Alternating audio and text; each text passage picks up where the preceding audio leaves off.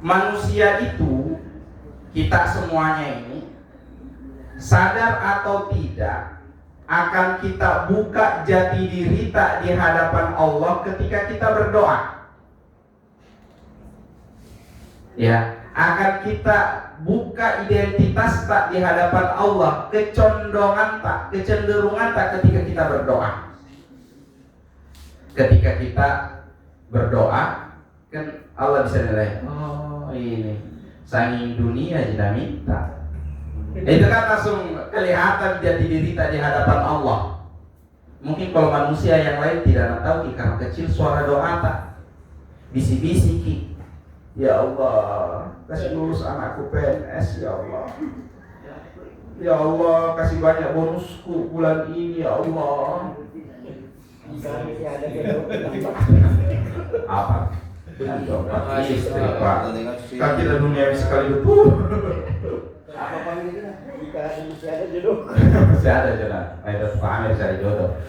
Jamaah yang dimuliakan oleh Allah Subhanahu wa taala. Jadi memang ketika kita berdoa kepada Allah, bisa kita lihat kecondongan hati tak dengan seberapa banyak permintaan tak terhadap sesuatu.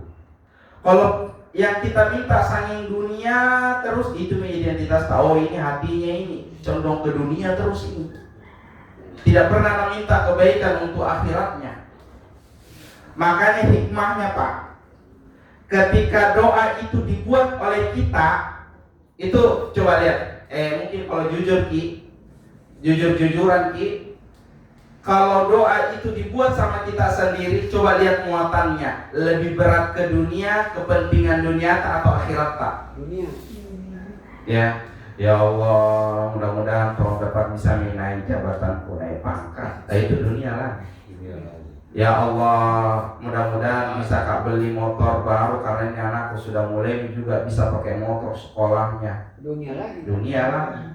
Itu kalau dibuat sama kita sendiri. Tapi coba kita renungi doa-doa yang diajarkan oleh Al-Quran, doa-doa yang diajarkan oleh Rasulullah SAW, itu lebih condong kepada keperluan tak nanti di akhirat sebagai negara yang kekal nanti di sana, atau paling tidak minimal seimbang antara dunia dan akhirat tak. Lihat nih, coba renungi doa yang diajarkan sama Nabi Muhammad ya. Allahumma, contohnya, Allahumma inni as'aluka ilman nafi'ah, ilmu yang bermanfaat, wa rizqan thayyiba, rizki yang thayyib, wa amalan mutaqabbala, yang amal yang diterima. Muatannya semua amal tak diterima, yang sifatnya akhirat. Atau lagi, Allahumma inni a'udzubika min ilmin la yanfa' wa min qalbin la yakhsha wa min nafsin la tashba' wa min du'ain la yustajabu laha. Ya Allah, aku berlindung kepadamu min ilmin la yanfa', dari ilmu yang tidak bermanfaat, wa min qalbin la yakhsha, dari hati yang tidak pernah khusyuk, wa min nafsin la tashba', dari jiwa yang tidak pernah merasa puas, wa min du'ain la yustajabu laha, dari doa-doa yang tidak pernah engkau ijabahi. Kan semuanya itu muatannya akhirat Pak. Doa juga, bahkan ketika kita minta Rabbana hablana min azwajina wa dzurriyyatina qurrata a'yun waj'alna lil muttaqina imama. Coba minta Ki supaya itu anak istri kita menjadi penyejuk mata, tapi disertakan ya Allah jadikan kami sebagai imamnya orang-orang bertakwa. Kepentingan akhirat lagi.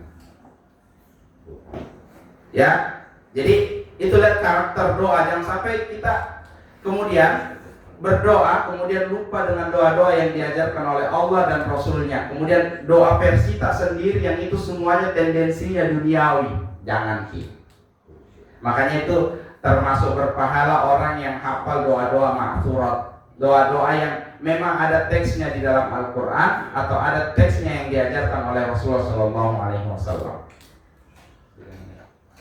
Jadi kita masuk di sini di judulnya. meminta kebaikan di dunia dan kebaikan di akhirat. Jadi sebenarnya saya mau lagi berikan itu doa, tapi hafal semua Pak Haji, hafal semua nih. Ya saya yakin juga hafal semua. Karena ya sisa diamalkan mami Pak Haji ya. Karena Nabi bilang orang tua tak ini doa sapu jagat. Iya kan? Jadi insya Allah hafal semua. Jadi sama-sama kita. Bismillahirrahmanirrahim. Rabbana atina fid dunya hasanah wa fil akhirati hasanah wa qina adzabannar. Sekali lagi. Rabbana atina fid dunya hasanah wa fil akhirati hasanah wa qina adzabannar. Ya Rabb kami, atina fid dunya hasanah, berikanlah kebaikan di dunia, atau berilah kebaikan untuk kami di dunia, wa fil akhirati hasanah, dan untuk kami kebaikan di akhirat, wa qina adzabannar, dan lindungilah kami dari api neraka. Jadi doa ini cocok kalau bilang orang tua tak doa sapu jagat, karena ada semua nih. Dunianya ada, akhiratnya ada. Minta Tommy juga dilindungi dari api neraka. Jadi yang kilo lupa doakan, praktekkan ini. Ini surat apa Pak Bu? Ini surat Al-Baqarah ayat 201. Ya, ini supaya kita bisa lihat bahwa ini ada di dalam Al-Quran. Jadi insya Allah kedepannya ini sudah 2 doa yang kita amalkan, renungi. Insya Allah mudah-mudahan di pertemuan 38 pertemuan berikutnya kita bahas satu-satu doa yang diawali Rabbana di dalam Al-Quran. Jadi saya ambil dari buku ini. Ada buku ini 40 doa yang diawali dengan Rabbana yang ada di dalam Al-Quran. Ini yang kedua. Jamaah yang dimuliakan oleh Allah Subhanahu wa Ta'ala. Fil akhirati hasanah, kebaikan di akhirat. Sepakat Ki, apa maksudnya? Kebaikan di akhirat. Oh, belum pikir ini. Saya kira sudah sepakat Miki. Jadi para ulama ketika menafsirkan doa fil akhirati hasanah, kebaikan di akhirat, itu maknanya cuma satu Pak, surga. Jadi ketika kita minta Rabbana atina fid dunya hasanah wa fil akhirati hasanah, itu artinya ya Allah di akhirat nanti satu surga. Wa qina adzabannar, lindungi saya dari neraka ya Allah. Nah, yang kedua ini teks pertama, wa fid dunya hasanah. Ya Allah karuniakanlah kebaikan untukku di dunia. Nah, sekarang pertanyaannya Pak Bu, apa yang dimaksud kebaikan di dunia? Banyak versi nanti. Coba mulai dari Pak Amir, apa mungkin Pak? Kesehatan badan. Kesehatan badan. Ya. Ada versi lain? Kesehatan kantong. Kelapangan dunia. Ya, kelapangan rezeki. Kesehatan kantong. Kesehatan kantong, kesehatan ya. Finansial, lapangan rezeki. Ketenangan jiwa. Kesenangan jiwa. Ketenangan jiwa. Ketenangan jiwa. Teman baik. Kesehatan mata. Kesehatan. Mata pencarian. Ini kayaknya masing-masing sesuai keluhan tadi. Apa masalah tadi kita sebut? Kesehatan mata itu mata sederhana. Atau jodoh yang baik, jangan-jangan nanti pasangannya di rumah nasibnya. Dan bertambah. Kebahagiaan hati. Kebahagiaan hati bisa terus gini Pak. Ini Dari belakang. Pak. Ya. Cuma bertambah. Terpeliharanya iman ya. Jamaah yang dimuliakan oleh Allah Subhanahu wa Ta'ala. Jadi ketika para ulama menafsirkan ayat doa ini, itu mereka semua satu kata tentang makna fil akhirati hasanah, yaitu sama dengan surga. Tapi kemudian ketika mereka menafsirkan tentang fid dunya hasanah, kebaikan di dunia, sama seperti yang kita sebutkan tadi, macam-macam. Tetapi jangan kemudian diartikan hanya semata fid dunya hasanah itu kesehatan dompet atau kesehatan finansial atau dapat rezeki yang banyak. Karena ternyata ini menarik. Karena ternyata kalau kita mandai fid dunya hasanah kemudian dengan mendapatkan kekayaan yang banyak di dunia, itu tidak bisa dikatakan benar. Kenapa?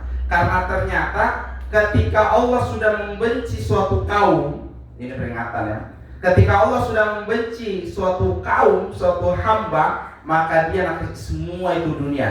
Bukakan semua pintu-pintu dunia. Ambil, dapat. Ini ada proyek, dia lagi laptop proyeknya. Ketika ada lagi, dia lagi dapat semuanya. Tapi bukan berarti Allah mencintai hamba ini. Kenapa? Karena ketika dikasih terus dunia, nanti kemudian langsung Allah hukum orang itu bak ketata. Tiba-tiba langsung kemudian membuat kaget. Astagfirullahaladzim. Baru sadar ternyata semua yang nak kasih ke Allah selama ini bukan karena sayang kak, karena benci kak. Sama itu kalau ada tikus pak bu mau ditangkap, baru ada perangkapnya di sini. Nah dikasih, misalnya itu tikusnya dikasih itu potongan makanan ikan, kasih. Mendekat lagi, kasih. Jangan kira bilang itu tikus disayangi. Ya? Karena ada perangkap di sini mau dihukumi, perangkap yang bisa jadi begitu kena langsung mati. Ya, ini renungan. Ketika kita memanai bahwa kebaikan di dunia itu hanya semata-mata kita diberi kekayaan, tidak.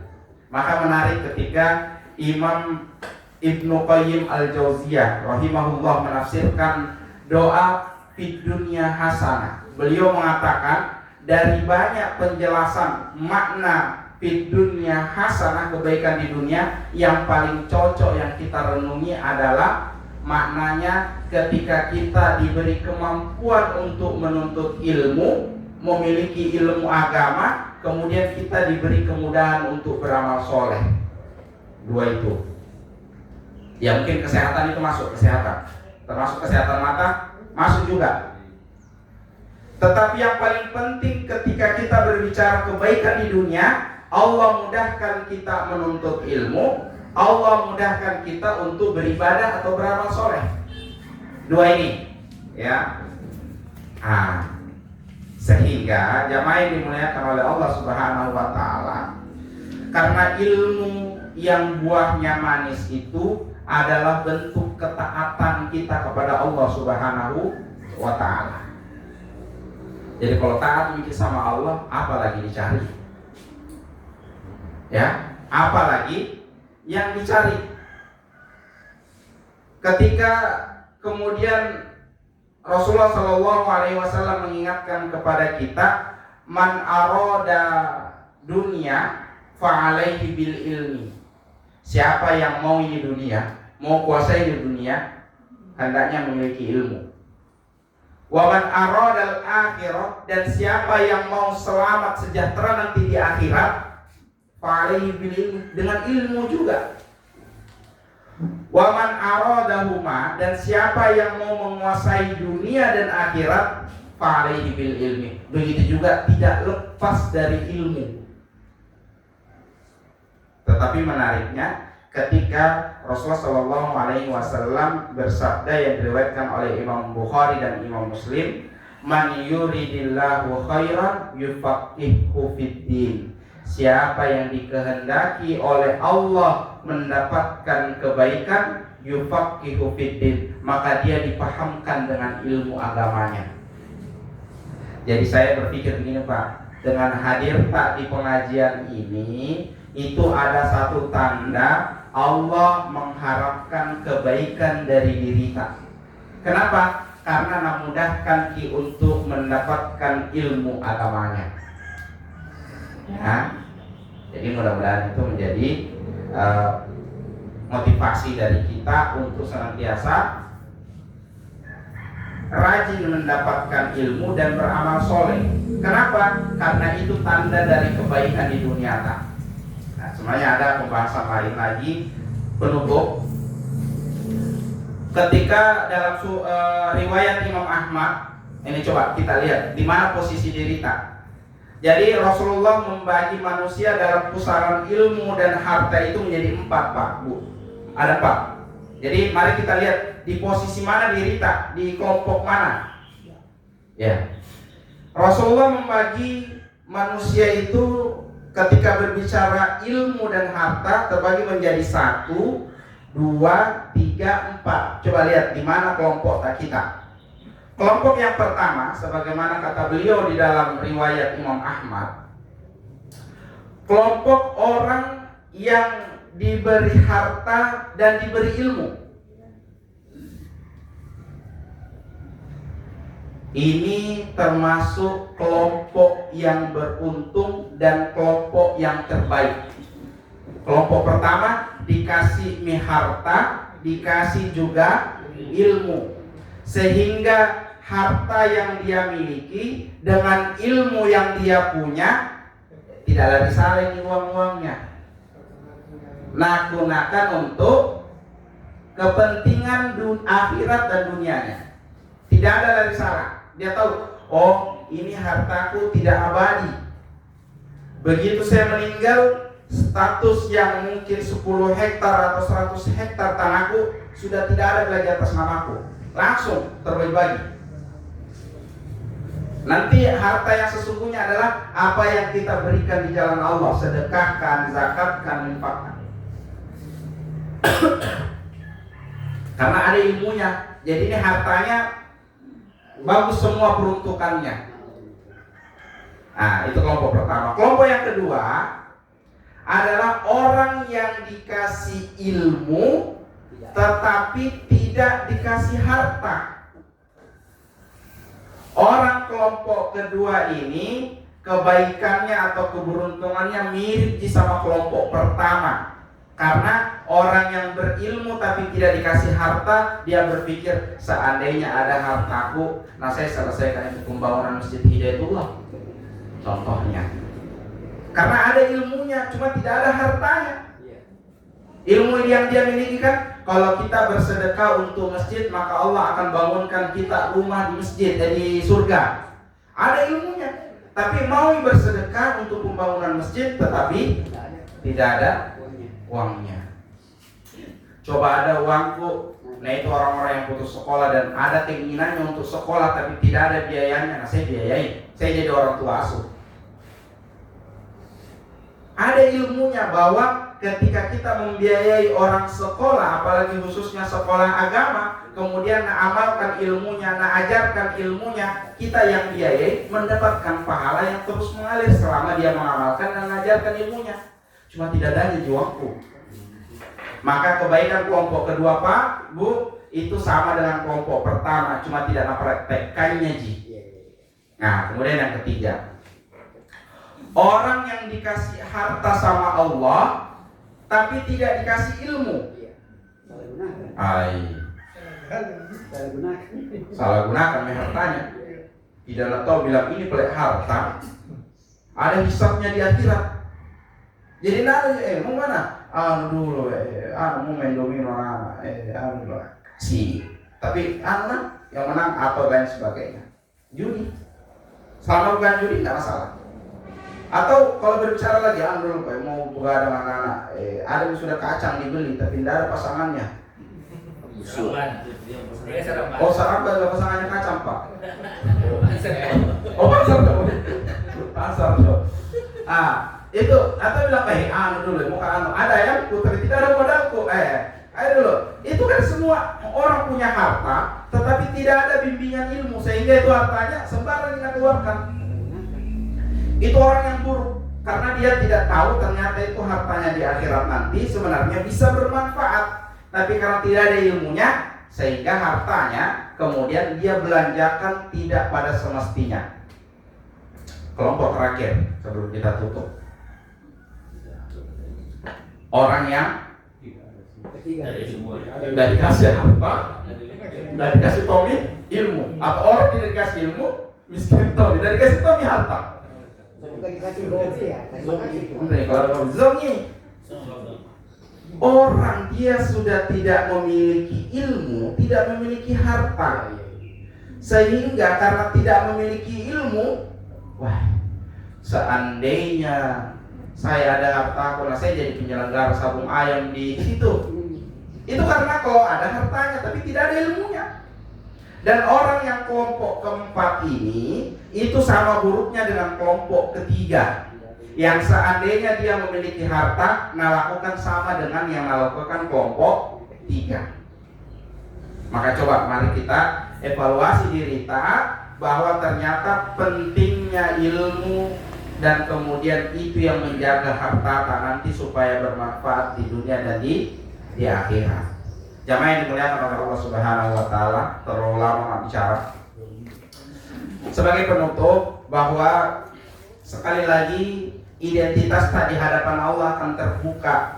Ini hati tak lebih condong urusan dunia atau akhirat. Maka jaga nama baik tak di hadapan Tuhan tak. Paham ya? Maksudnya harus minimal seimbang. Kalau paling tidak bisa lebih condong ke akhirat, minta tak apa-apa akhirat. Ya Allah, Allahumma a'ini ala dzikrika wa syukrika wa husni ibadatik. Ada doa yang kita lazimkan itu. Ya Allah, tolong Kak selalu supaya bisa Kak selalu berzikir sama kepada Engkau, bersyukur kepada Engkau, dan selalu Kak bisa beribadah dengan baik kepada Engkau. Pernah doa kayak begitu? Yang semuanya akhirat. Atau Allahumma kfini bihalalika an haramik. Ya Allah, cukupkan Kak dengan harta baik dari Engkau, jangan Engkau libatkan saya dalam rezeki yang haram. Wa ghnini bifadlika amman siwaka. Ya Allah, cukupkan saya bergantung dengan Engkau dan tidak bergantung kepada manusia selain Engkau. Kan itu semuanya akhirat sekali. Maka mari kita senantiasa jaga nama baik tak, harga diri tak di hadapan Allah, khususnya ketika kita berdoa. Kalau manusia mungkin tidak tahu, karena kecil doa tak, malu-malu kita sendiri sebenarnya. Tapi jangan sampai kemudian kita condong banyak urusan tak di dunia, kemudian kita mintakan sama Allah, kemudian kita melupakan urusan tak sama akhirat, padahal akhirat jauh lebih penting.